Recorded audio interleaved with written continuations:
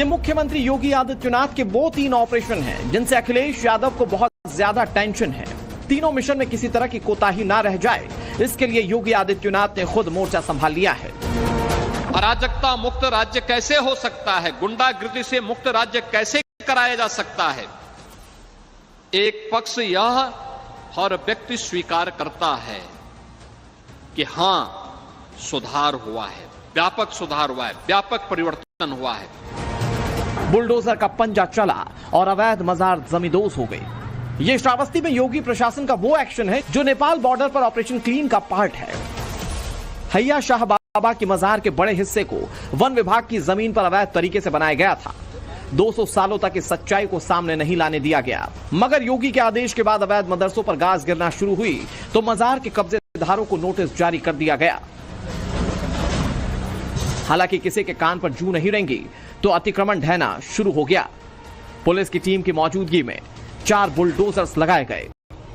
योगी का खौफ ऐसा कि कुशीनगर में मस्जिद कमेटी ने ही बुलडोजर मंगाया और उसे गढ़ैया मस्जिद के अवैध हिस्से पर चलवा दिया। यह देखकर हर कोई हैरान था कि मौके पर पुलिस भी नहीं, फिर अचानक बुलडोजर इफेक्ट क्यों? प्रशासन की सख्ती का असर ही है कि मस्जिद कमेटी ने हथौड़े से भी इसे तुड़वाने का काम किया। जिस गढ़ैया मस्जिद को बुलडोजर ने जमींदोज किया वो सरकारी जमीन पर बनाई गई थी। इससे पहले 2 बार हीला हवाली की कोशिश की गई। रामपुर में भी बुलडोजर चले और 1 दर्जन से ज्यादा अवैध दुकान और मकान देखते ही देखते खंडहर बन गए। जांच में सामने आया कि इन्हें श्रम विभाग की जमीन पर खड़ा किया गया था। इस कार्रवाई से पहले लाल निशान लगाकर इन्हें खाली करवा लिया गया था। 2025 के आखिर तक यूपी से अवैध मदरसे, मस्जिदों, मजारों को क्लीन कर देना है, ये मुख्यमंत्री योगी आदित्यनाथ का संकल्प है। सबसे ज्यादा नेपाल बॉर्डर पर फोकस है। इसके अलावा यूपी में अगर कहीं भी ऐसी गड़बड़ी या शिकायत पाई जाती है तो जांच के बाद ऑपरेशन क्लीन स्टार्ट किया जाता है। योगी ने हाल ही में ऑपरेशन फुल स्टॉप भी चलाया है, जिसकी बहुत ज्यादा चर्चा हो रही है। ऑपरेशन फुल स्टॉप का मकसद उस नैरेटिव को ध्वस्त करना है जो बीजेपी नेताओं और ऑफिसर्स के बीच खाई के तौर पर है, और अखिलेश यादव ने इसे अपने हिसाब से मुद्दा बनाकर लपकना चाहा। ये हम एक पब्लिक यूटिलिटी चला रहे हैं, पब्लिक सर्विस चला रहे हैं, ये कोई बनिया की दुकान नहीं हम चला रहे हैं। खंबे एक्स्ट्रा खड़े हैं लगे हुए, रास्ता अवरुद्ध कर रहे हैं, उसमें लाइन नहीं है, उसमें कुछ नहीं है। टैगोर गार्डन में फालतू खंबे खड़े हैं, लाइन नहीं है, उन्हें हटवाने के लिए 4 बार कह दिया, 10 बार कह दिया, थोड़ी हट रहे। बीजेपी नेताओं की ऑफिसर्स से नाराजगी की ये तस्वीरें मुख्यमंत्री योगी आदित्यनाथ तक पहुंची तो उन्होंने इस विवाद को खत्म करने का फैसला किया।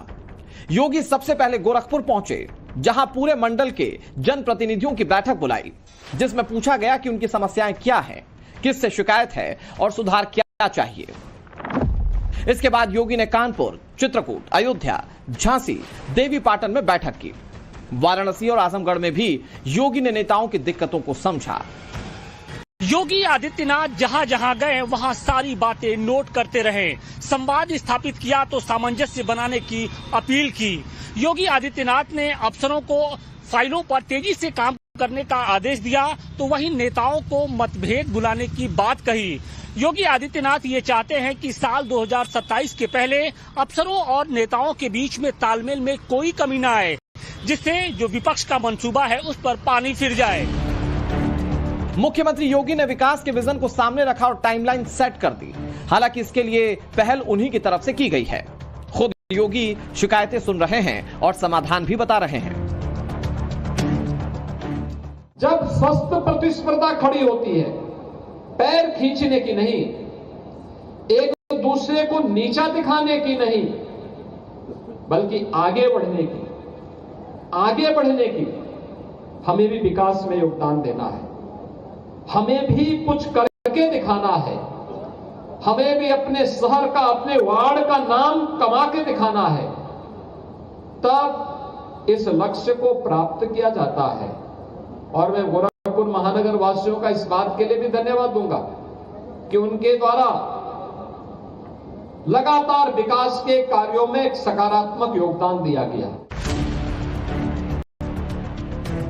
योगी आदित्यनाथ उत्तर प्रदेश के ऐसे मुख्यमंत्री बन गए हैं जिन्होंने सबसे ज्यादा दिनों तक नॉनस्टॉप कार्यकाल संभाला है। हालांकि वो इसे महज एक पायदान भर मानते हैं। योगी के जहन में अभी भी कई ऐसे रिकॉर्ड्स घूम रहे हैं।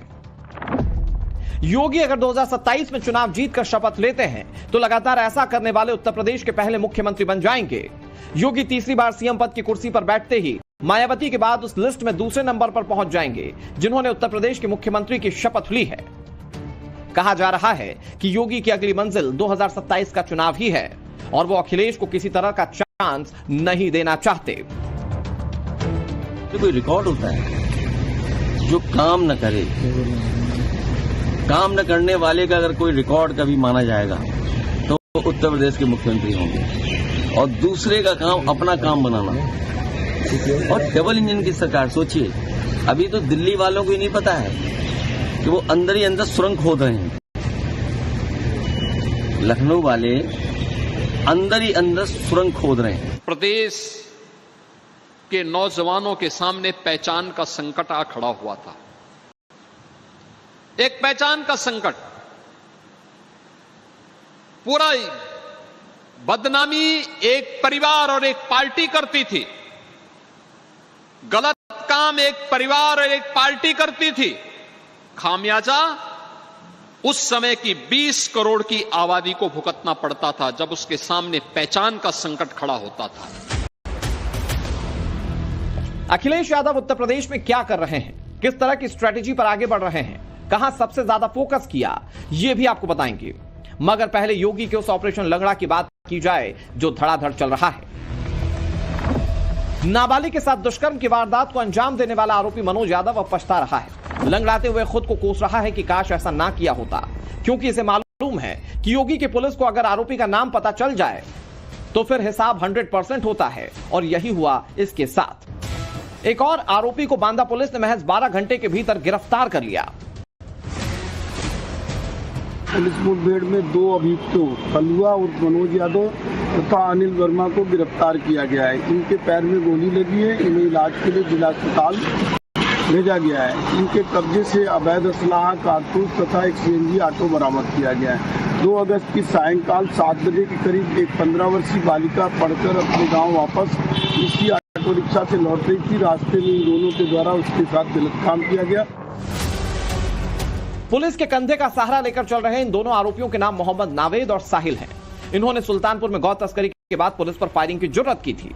अंजाम क्या हुआ, इन्हें अस्पताल पहुंचने के बाद पता चला। पुलिस और एसओजी की संयुक्त टीम ने तस्करों को हथियारों के साथ दबोच लिया। ग्रेटर नोएडा और गाजियाबाद में भी योगी फोर्स ने ऑपरेशन लंगड़ा चलाया और ठगी करने वाले बदमाशों का एनकाउंटर किया। ग्रेटर नोएडा में 10 लाख रुपए ठगने वाले गैंग का भंडाफोड़ किया गया तो गाजियाबाद में सराफा व्यापारी से धोखाधड़ी करने वाले 2 आरोपी पकड़े गए।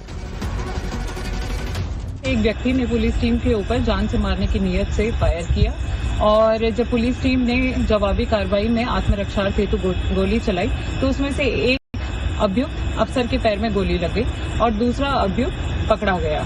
और उनके पास से इस घटना में जो भी इन्होंने चोरी किया था 1,05,000 रुपए नकद और चांदी जितनी भी चोरी की गई थी वो सब बरामद हो गया। मथुरा में 15,000 के नामी बदमाश को ऑपरेशन लंगड़ा के जरिए पकड़ लिया गया तो कौशांबी में हत्या के आरोपी की तमाम कोशिशें फेल हो गईं। पुलिस ने मुठभेड़ के बाद 25,000 के इनामी को पकड़ा। सहारनपुर में तो गौ तस्कर की शामत आ गई। फहीम नाम के आरोपी को पुलिस ने तमंचे और जिंदा कारतूस के साथ पकड़ा। नागल पुलिस द्वारा जो है रेलवे पुल के आगे चेकिंग की जा रही थी, जहां पर 2 व्यक्ति जो है जिन्हें मोटरसाइकिल से आ रहे थे, जिनको रोकने का प्रयास किया गया तो उनके द्वारा पुलिस पार्टी पर फायर किया गया, जिस पर पुलिस पार्टी ने अपने आत्मरक्षा फायर किया तो एक व्यक्ति घायल हो गया, दूसरा मौके से भाग गया जिसकी तलाश की जा रही है। घायल व्यक्ति के नाम फहीम पुत्र याकूब निवासी नन्हेड़ा है, से इस कार्रवाई की जा रही है। ऑपरेशन लंगड़ा से कानून के पांव मजबूत हो रहे हैं जबकि अपराधी थर-थर कांप रहे हैं। एक दिन भी ऐसा नहीं जाता जब पुलिस की गोली नहीं चलती और अपराधी रहम की भीख नहीं मांगते। कानपुर में तो एक रात में ही 3 जगह पर एनकाउंटर किया गया। बच्चा चोरी का आरोपी पुलिस की गोली से लंगड़ा हो गया। इधर ज्वेलर्स की दुकान में लूटपाट करने वाले एक और आरोपी को सोने चांदी के साथ धर दबोचा गया। 2 और लुटेरों को भी इस केस में गिरफ्तार किया गया है। जुआ खेलने की इनकी एक लत है और नशे का भी ये सेवन करते हैं। तो चूंकि इनके जो शौक है, इनके जो अपने जो इनके बुरी आदतें हैं वो पूरा करने के लिए इनको लगा कि एक इजी माध्यम है कि किसी भी ऐसे राह चलते जो जिनके पास कैश हो और ज्वेलरी हो उनको पकड़ो, उनसे उनसे लूट करो और उसको बेच के फिर अपने शौक पूरे करो। तो ये शौक पूरा करने के लिए इन लोगों ने पूरी घटना कारित की है। मुजफ्फरनगर में 25,000 के इनामी बदमाश ने भागने की कोशिश की और पुलिस पर फायर कर दिया, लेकिन यह गलती उसे भारी पड़ गई। योगी फोर्स ने ताबड़तोड़ गोलियां चलाईं और टांग लंगड़ी हो गई। अपराधी की हिस्ट्री खंगाली गई तो पता चला कि इस पर 2 दर्जन से ज्यादा मुकदमे दर्ज हैं। जंगल की तरफ उतार दी और भागने लगा। पुलिस ने उसका पीछा करा, उसकी बाइक कुछ दूर चल के फिसल गई। फिसलने के उपरांत उसने पुलिस पर फायर शुरू कर दी। पुलिस ने उसे सरेंडर करने के लिए चेताया, लेकिन उसने पुनः फायर करा। पुलिस ने भी आत्मरक्षार्थ गोली चलाई, जिसमें बदमाश परवीन उर्फ काकू घायल हुआ है। ये 25,000 रुपये का इनामी बदमाश है शामली से। इस पर 25,000 रुपये का इनाम है और इस पर तकरीबन 1.5 दर्जन से ज्यादा मुकदमे हत्या, लूट, डकैती से संबंधित आर्म्स एक्ट के सब दर्ज है। योगी चौतरफा एक्शन में है। इधर अखिलेश यादव भी उत्तर प्रदेश की सत्ता में वापसी के लिए पुरजोर कोशिश कर रहे हैं। आस उस पीडीए के समीकरण से लगाई जिसके जरिए लोकसभा चुनाव में समाजवादी पार्टी ने बड़ी लीड हासिल की थी। अखिलेश यादव ने पूर्वांचल पर सबसे बड़ा दांव खेलने की तैयारी की है और इसी के तहत आजमगढ़ में पीडीए भवन का उद्घाटन भी किया गया था। समाजवाद की नई पौध की स्ट्रेटजी के तहत सपा मुखिया 2027 में अपना भाग्य बदलना चाहते हैं। पूर्वांचल के करीब 20 जिलों की 120 सीटों के जरिए अखिलेश अपना वनवास खत्म करने का सपना देख रहे हैं। दिल्ली से संसद सत्र खत्म होने के बाद अखिलेश यादव जब पार्टी कार्यकर्ताओं के बीच होंगे तो बीजेपी वाला फॉर्मूला सबसे पहले अमल में लाएंगे। यानी जिन सीटों पर बीते 3 चुनाव में हार मिली वहां पर प्राइमरी फोकस होगा। बताया जा रहा है कि समाजवादी पार्टी ने 108 सीटों को टारगेट कर लिया है। इसके बाद उन सीटों पर जोर लगाया जा रहा है जहां मुस्लिम मतदाता तो ज्यादा हैं, लेकिन जीत नहीं मिली। हालांकि पिछड़ा, दलित और मुस्लिम वाले इसी प्लान को बीजेपी ने भी काउंटर करना शुरू कर दिया है। उत्तर प्रदेश का पिछड़ा वर्ग भारतीय जनता पार्टी के साथ है, अनुसूचित वर्ग भाजपा के साथ है, सामान्य वर्ग भाजपा के साथ है। ये त्रिवेणी भाजपा के साथ थी, भाजपा के साथ रहेगी और 2027 में 2017 दोहराएंगे।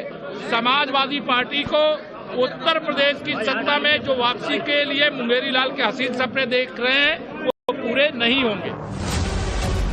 अखिलेश ने उत्तर प्रदेश के लिए अपना मिशन 360 से ज्यादा सीटें बताई हैं, जबकि बीजेपी तीसरी बार सत्ता में रहने की फुल तैयारी में है और यह भी साफ है कि इसके लिए लड़ाई हिंदू वर्सेस मुस्लिम वोट के लिए होगी। अखिलेश ने अभी से एजेंडा फिक्स करना शुरू कर दिया है, जबकि योगी अपनी पिच पर डटे हुए हैं। जो राजनीति है ना भावनाओं से करने की, ये इमोशंस का इस्तेमाल करते हैं राजनीति में वोट के लिए। इनके लिए इमोशंस महत्वपूर्ण है। इमोशंस से सरकार चला रहे हैं, ये अर्थव्यवस्था से सरकार नहीं चला रहे हैं। इनसे पूछिए कि लाखों लाख लोग भारत छोड़ के जा रहे हैं, क्यों जा रहे हैं? लोग भाग गए पैसा लेकर के, बैंकें डुबा करके। किसान को कुछ दे नहीं रहे हैं आप, नौजवान को नौकरी नहीं दे रहे हैं। आने वाले समय के लिए हमें इससे भी बेहतर दिशा में आगे बढ़ना है, क्योंकि हर 10 साल के बाद पीढ़ी भी बदल जाती है। उस पीढ़ी का परिवर्तन जब होता है तो उस बदली हुई पीढ़ी के सामने वह नया प्रवेश दिखना चाहिए जिसका वो इंतजार कर रहा है। इसके लिए अपने आप को तैयार करना है। यूं तो 2027 में बहुत वक्त है। इससे पहले उत्तर प्रदेश में कई चैप्टर लिखे जाने हैं। योगी शिद्दत के साथ इस पर जुटे हुए हैं। ऑपरेशन क्लीन से लेकर ऑपरेशन लंगड़ा जिस तरह से विस्तार पा रहा है, बहुत मुमकिन है कि इसके विरोध में नए नए एक्सपेरिमेंट्स करने की कोशिश की जाएगी।